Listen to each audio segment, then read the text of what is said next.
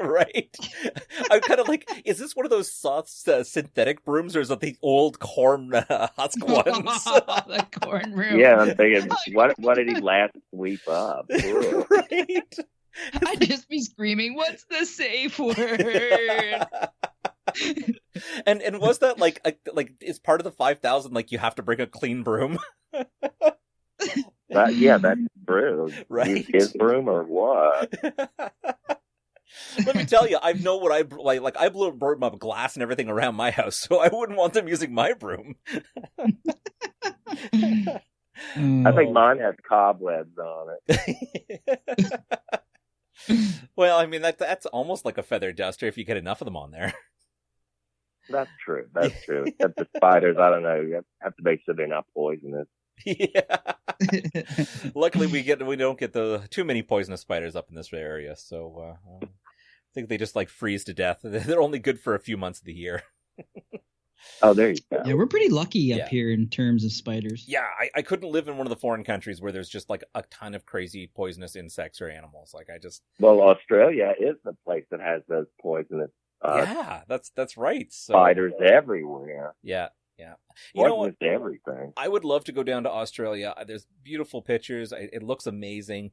But I'd be afraid that even the beer would kill me. Like they've got everything out there that is possibly poisonous. Like if anything touched me, I'd be like, take me to the hospital.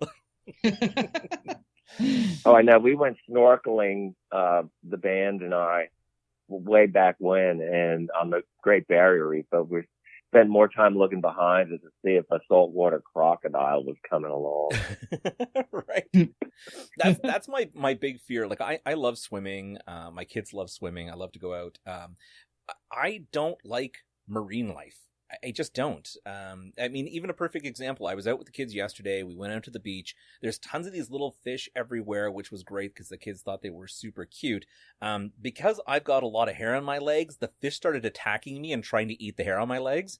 And I'm trying not to freak out and be like, "Boo, they're after me," and running out and then scarring my children for life. But, well, like Nair.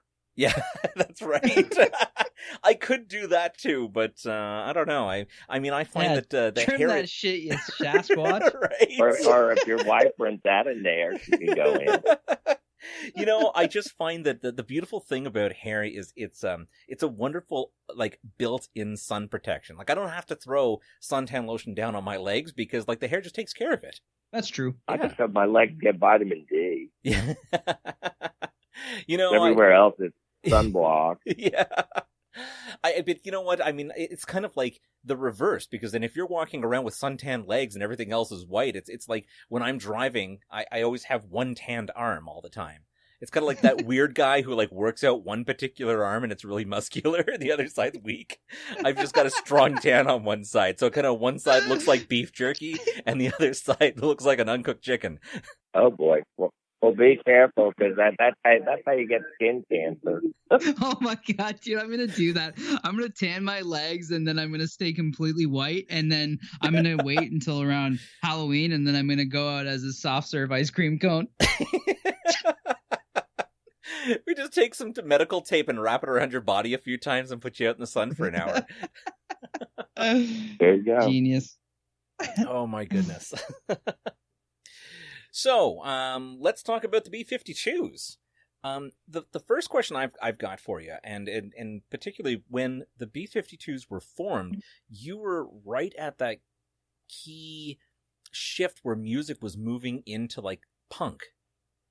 Now, yeah, we started out punk. You did, okay, and but we evolved our own style of whatever, and which I guess turned into new wave, and but early stuff was really punky. Our first song was Killer Bees, because that's, you can know exactly about the time we wrote it because they had just arrived in Brazil and causing havoc. But I think we were like the first new wave dance groups, you know, because you have a very unique feel to a lot of the music, and like I said, you've got like that original punk feel. Now, a lot of the times, if people try to do a research on the B52's, or you look them up, music has shifted and changed so much over the last like even 20 years, but like let's say from 40 to 20 years, that I remember as a kid going in through record stores, and you had very set classifications of music. And I remember going like, you know, when you saw like rock and heavy metal and all these things, and then eventually they got amalgamated into alternative music. And it's funny because the same thing happened with punk. It was just called alternative. And I don't know why. Yeah, well, we were the alternative to bad pop music. Yeah. but you know, you have you've got this punk flow with your music, but you still have that classic, you know, 70s I want to kind of say like that 70s hippie feel to it, right? Like when you look at like movies like Austin Powers and that kind of 70s feel, it's like you captured that feel and still made punk music out of it, which quite made you guys like pioneers. And it's just kind of amazing. It's amazing to think over that time period, how everything has now grown and shifted and shaped off of early music. It must feel nice for you to be one of these early setters of that genre. Well, we didn't try to be like anybody else, and we couldn't have been. We just, you know, it was 5 people with shared likes and differences, and we put it all together and came up with the band. Mm-hmm. Now, you had mentioned earlier that the Killer Bees was kind of brought from a real life event. Was a lot of your music shaped that way, like from something that you heard, read, or did you just come up with like, I just like this idea, this is going to be fun? No, actually, a lot of it, like Devil in My Car, we were all in, I think Kate's car, and some crazy preacher on the radio goes, "The devil is everywhere. He's in your house. He's in your cigarette lighter." And so we use that in Devil's in My Car. That's actually really funny. And for Lava, I went to the encyclopedia under volcanoes, and I think that movie Krakatoa, East of Java, even though it is west of Java, came out. So we just have our finger on the pulse of things. Keeping the finger on the pulse at the time, right? Really? Yeah, for sure. When you had, because you guys did the one of the theme songs off of the Flintstones movie way back when, with John Goodman and Rick Moranis, and I believe, and I don't know if it was ever official, but was it just for the movie you kind of labeled as the B52's? Oh, the B52's for the movie, yeah. Yes, yeah. It was really funny because a lot of people after that, or a lot of the younger people, of course at the time, I don't want to make myself sound too old, but a lot of people would then refer to the band as the BC52's. And then there was like this constant conversation that would come up, and it's like, it's not the BC52's, it was just the B52's, it was for the movie. And I think at one point there was a large group, I think there must have been like 20, 30 kind of back and forth and arguing it. And of course at that time you didn't have Google at your fingertips, and people didn't have cell phones that readily access the internet, but there was a really fun argument that kind of broke out, and I think it got to a point where there was so much contest against it that I was thinking, maybe I'm wrong. Maybe they did relabel after that. But I couldn't see a band changing it just because of a Flintstone movie. So no. Now, Fred, do you still rock a mad cowbell? I can. We're pretty much on hiatus like everyone else. So, but I still play the cowbell. Well, amazing. As they say, you always need more cowbell. More cowbell. Yeah. Part of my life. Yeah. I don't play anything else, so I might as well play the cowbell. Now, for the other members, like the Wilsons and whatnot, how did you guys all meet? Oh, that's all. You should just go to our website and get all that information. That's and actually, there's a book out now called Cool Town that tells the whole story of the whole Athens scene, which is and it's gotten really good reviews. called Cool Town. Cool Town. Right on. Oh, cool. And people can just pick that up at their local bookstore or on Amazon? Yeah. Yeah. Get it from your bookstore. Okay. Yeah. Well, that's good. I think everything is shifting more towards online. You guys had now you particularly had gone on to kind of work with several other bands. I think it was the Fred Schneider and the Shake Society and the Superions. And yes, actually, we put out a single this year, Head on a Leg, and backed with Granny's Patchwork Quilt and The Love That Knew No Shame.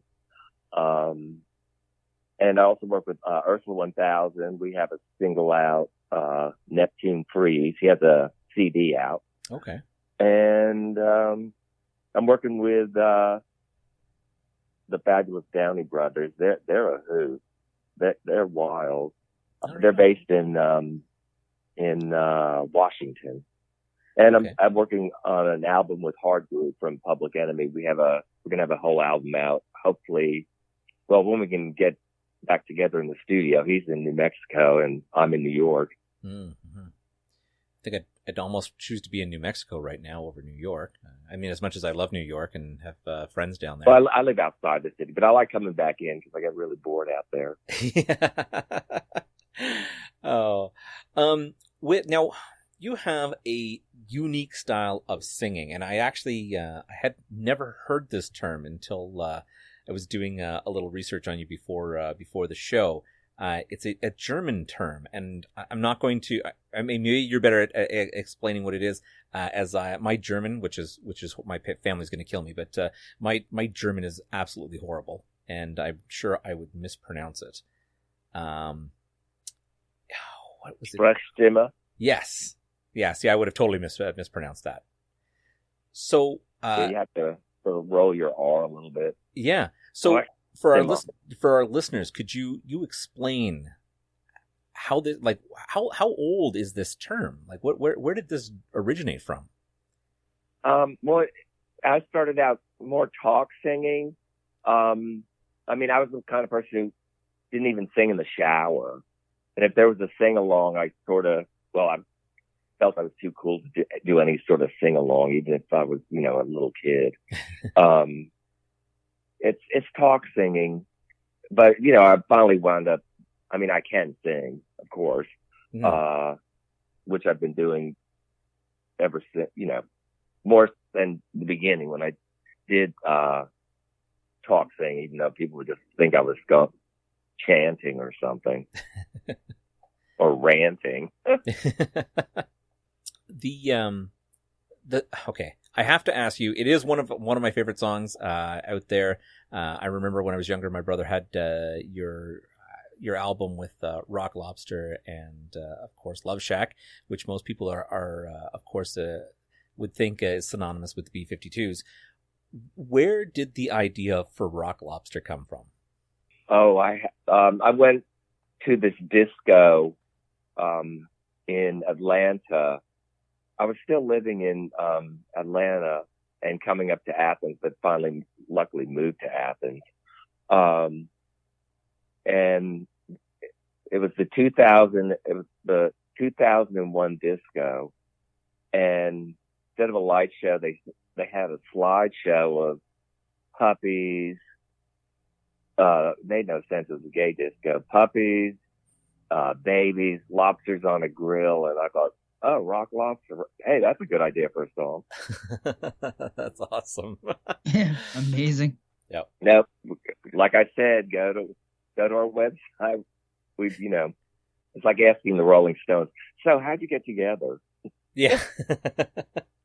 Now, the Rock Lobster, of course, is parodied at one point on, or I should say, is covered at some point by Seth MacFarlane in Family Guy, and if kind of like a 6 degrees separation. Now, you also did a little piece on the Cleveland Show. Yes, I played a lady bank teller who sounds exactly like Fred of the B52's. That's